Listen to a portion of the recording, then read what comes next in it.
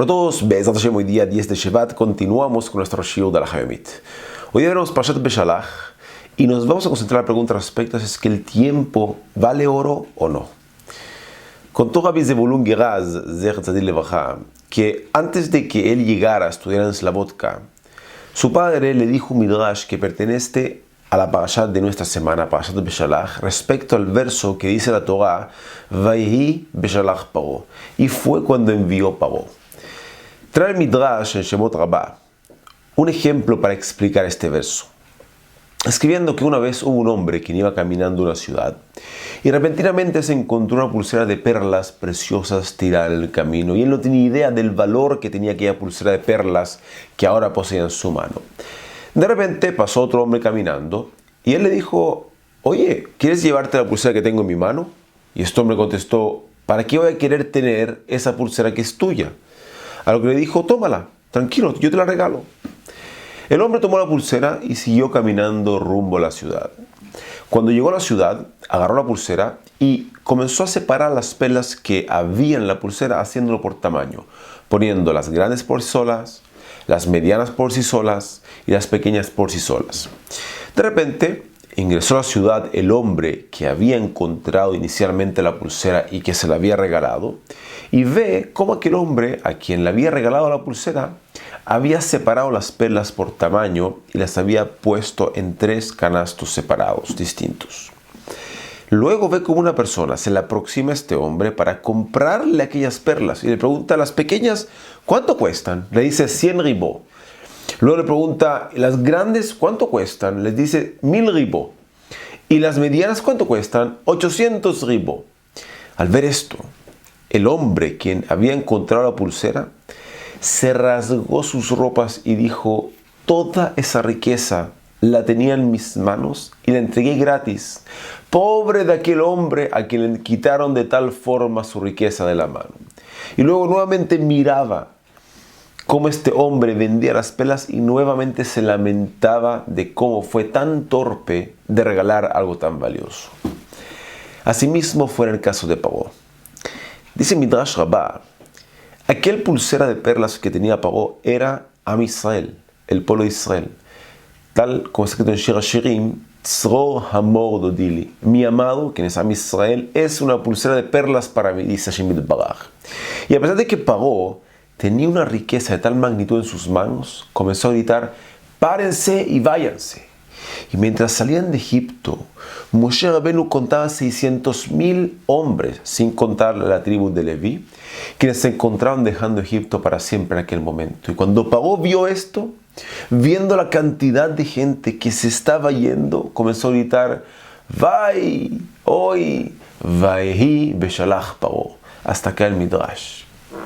Luego le pregunta el padre a Rabbi Zebulun Geraz, que era el hijo: ¿qué tipo de conexión existe entre el ejemplo traído por el Midrash y el caso de Paro comparado con el ejemplo?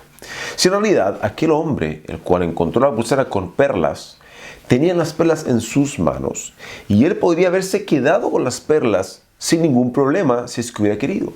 Solamente que por el hecho de que no sabía el valor de lo que tenía ahora en su poder, fue y se lo regaló a su amigo.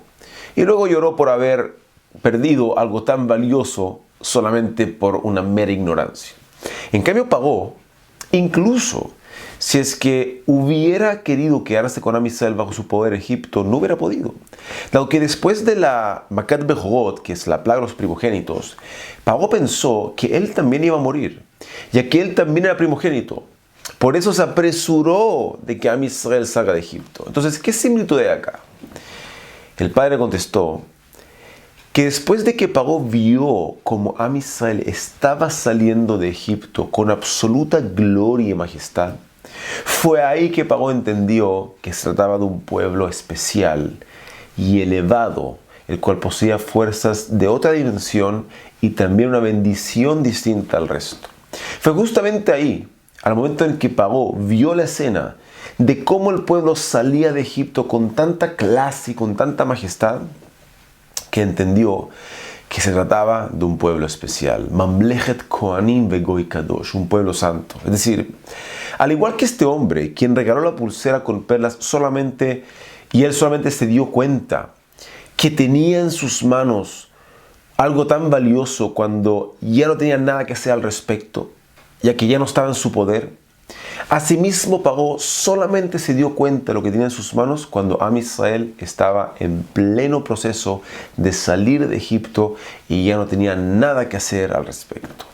Es por esto que se afligió tanto Pagó cuando los vio salir de Egipto, y que se arrepintió en lo más profundo de su corazón de haberlos sometido a una esclavitud de construir ladrillos y materia prima, en vez de haberlos puesto a Am Israel a que administren el reinado, con sus cualidades y con su inteligencia. Esa fue la aflicción de Pagó.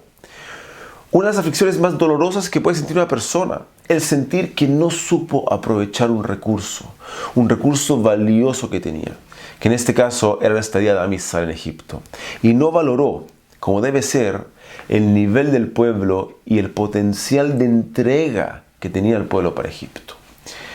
El padre le trajo este ejemplo a su hijo para decirle una sola cosa al hijo.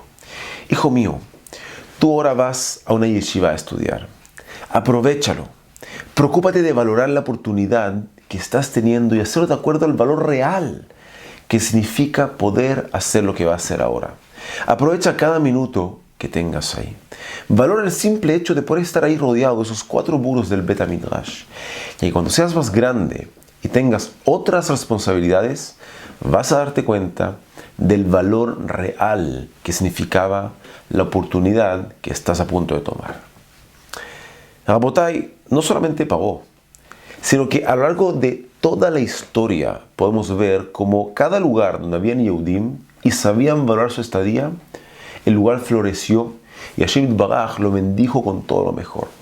Pero en caso de que no, en caso donde los Yehudim fueron expulsados del lugar o dejaron el lugar se derrumbó.